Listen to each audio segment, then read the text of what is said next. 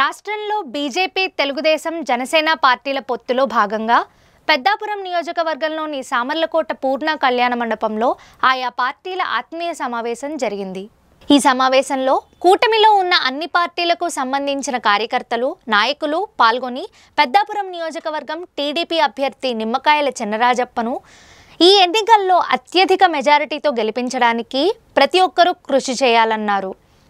ఈ ఆత్మీయ సమావేశంలో టీడీపీ పార్టీ అభ్యర్థి నిమ్మకాయల చినరాజప్పతో పాటు Janasena incharge Tummala Ramaswamy, BJP convener Vithanala వెంకటరమణలు పాల్గొన్నారు. ఈ కార్యక్రమానికి భారీ ఎత్తున తెలుగుదేశం, జనసేన, బీజేపీ నాయకులు, కార్యకర్తలు ఈ ఆత్మీయ సమావేశానికి హాజరయ్యారు.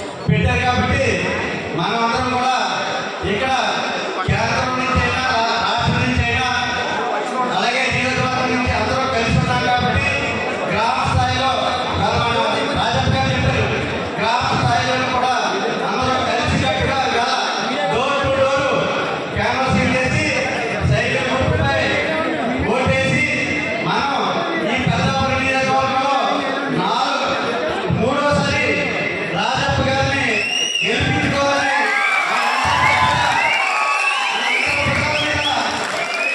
ఉంది. కాబట్టి అందరూ సమన్వయం పాటించి అందరూ కూడా పనిచేయాలని, అలాగే నెగ్గిన తర్వాత కూడా రాజప్ప గారు సమన్వయం పాటిస్తారని మాకు నమ్మకం ఉంది. కాబట్టి మేమంతా కూడా ఇక్కడ